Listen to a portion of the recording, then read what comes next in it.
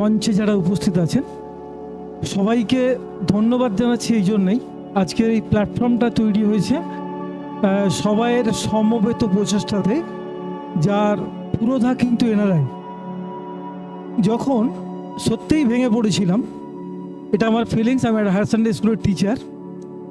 ছেলে নরেন্দ্রপুর রামকৃষ্ণ মিশনে পড়তো 5 থেকে 12 পর্যন্ত। মাধ্যমিকে নিয়ার অ্যাবাউট 95% মার্কস, এইচএসে 92.5% মার্কস পেয়েও করোনার প্রকোপে যখন বাড়িতে ছেলে চলে এলো, নরেন্দ্রপুরে ও 1 থেকে 12-র মধ্যে র্যাঙ্ক ছিল, 22 জন ওই বছরে পেয়েছে। কিন্তু বাড়িতে এসে অ্যাডিক্টেড হয়ে গেল মোবাইলে। আমার স্বপ্নটা বোধহয় চুরচুর হয়ে যাওয়ার মতো অবস্থা।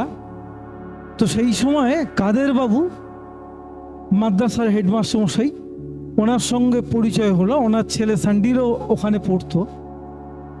তো ভালো লাগলো, কাদেরবাবু আমাকে দারুণভাবে সাপোর্ট করলেন। এবং রাকেশকে সত্যি ভালো লাগে এই জন্যেই, নামটা তখন ওনার কাছ থেকে শুনলাম। যদিও আমার বাড়ির কাছে, ডায়মন্ড হারবারে বাড়ি আমার কাছাকাছি, ছেলে আমি জানতাম না, সন্ধান পেতাম না, কিন্তু কাদেরবাবুর কাছ থেকে পেলাম। এবং আমি স্পেশাল থ্যাঙ্কস জানাচ্ছি রাকেশকে, যে কন্টিনিউয়াসলি, যেহেতু একটা ছেলে আমার ওইখানে পাঠাতে যাচ্ছি, ও কিন্তু আমাকে কোনো পয়সা, প্রথমেই কি করে পয়সা কড়ির ব্যাপারটা থাকে, ওই প্রসঙ্গেই যায়নি। কাকু আপনি ছেলেকে ভর্তি করে দিন, আমি দায়িত্ব নিচ্ছি। এই যে ব্যাপারটা, এই যে ফিলিংসটা, এটা আমি সারা জীবনে ভুলবো না। একটু আগে ভাই বলছিল ইনজামালুল, সুন্দর প্রেজেন্টেশন, ভালো লাগছে আমার, মন্ত্রমুগ্ধের মতো বসে শুনছিলাম। সত্যি তাই, আমি একদম আশাহত হয়ে গেছিলাম পিতা হিসেবে। তারপর যখন ওকে পাঠিয়ে দিলাম, তখন আমি করোনায় আক্রান্ত। ও একাই গেল, একটাই ভরসা, ছোটবেলা থেকে ইংলিশ মিডিয়ামে পড়িয়েছি, অতএব ল্যাঙ্গুয়েজ নিয়ে কোনো সমস্যা হবে না, যথেষ্ট স্মার্ট, এইটুকু আশা নিয়ে একা চলে গেল বিদেশে। দিল্লিতে গিয়ে যখন বলছে বাবা হোটেল খরচা বড্ড বেশি বলছে, সঙ্গে সঙ্গে রাকেশকে ফোন করলাম। এই ফিলিংসগুলো এই জন্য বলছি, রাকেশ কীভাবে অঙ্গাঙ্গিভাবে জড়িত থাকে, আমি তো এখান থেকে সত্যিই খুব ফিল করছি। রাকেশ সঙ্গে সঙ্গে বললো ওকে আমায় ফোন করতে বলুন, আমি সব ব্যবস্থা করে দিচ্ছি।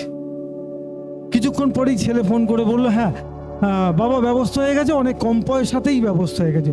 মানে প্রতিনিয়ত, মাঝে একটা গন্ডগোল হয়েছিল প্রচণ্ড। রাকেশকে ফোন করলাম, রাকেশ বললো আপনাকে চিন্তা করতে হবে না, কোনো চিন্তা করতে হবে না, ইউনিভার্সিটির সবাই আছেন, ভালো লেগেছে। একজন ম্যাডাম, তিনি গাড়িতে করে নিয়ে একদম ইউনিভার্সিটিতে, ওই যে একটা বিরাট কন্ডিশন ছিল কি হবে, সেখান থেকেও কিন্তু উত্তরণ হয়েছে। ভালো লাগলো যখন ও বলল যে এরাই যে ভর্তি হতে হবে বাবা, খলিল সাহেবের কথা শুনছিলাম, এরাই যে ভর্তি হতে হবে, ওইখানে খুব ভালো রেজাল্ট। এবং সিরিয়াসলি আমি 1:30টার সময় ফোন করেছি, ওই ইনজামুল ভাই বলছিল যে একবারও যাইনি, কিন্তু কিরগিজস্তানে আমি একদমও যাইনি, একবারও যাইনি, রাকেশের ভরসায় ছেড়ে দিয়ে। কোনো কিছু প্রবলেম হলেই রাকেশকে ফোন করেছি, হয়তো ধরতে পারিনি, পরে রিং ব্যাক করেছে। প্রতিনিয়ত পুরো একজন অভিভাবক, মানে বাবা অভিভাবক হন সাধারণত, পুরো দাদার মতো করে ও আমার ছেলেকে দেখেছে। তারাই যে যখন হলো, ভালো লাগলো আমার। যখন রেজাল্টটা শুনলাম, টাফ পরীক্ষা, যখন রেজাল্টটা শুনলাম 214 পেয়েছে, তখন সত্যি ছেলেটার প্রতি ফেথ আমার ফিরে এলো। একটু ফাঁকিবাজ, একটু অন্য টাইপের, কিন্তু সিরিয়াসলি এই পরীক্ষাটা দিয়েছিল, যার ফলে আমি বলতে পারি যে তুই যে এটা করেছিলিস আবার ফিরে এলি। এখন ও ভালো র্যাঙ্কে আছে, হয়তো ওয়েস্ট বেঙ্গল একটা র্যাঙ্কের মধ্যে থেকে যাবে যে মার্কস পেয়েছে, যেটাও আমার অ্যাকর্ডিং টু মাই সন ও যা বললো। তো এর জন্যে মানে এডুসলভকে, বিশেষ করে রাকেশকে, আমার হৃদয়ের অন্তঃস্থল থেকে সমস্ত ভালোবাসা, সমস্ত আশীর্বাদ আমি রাখলাম।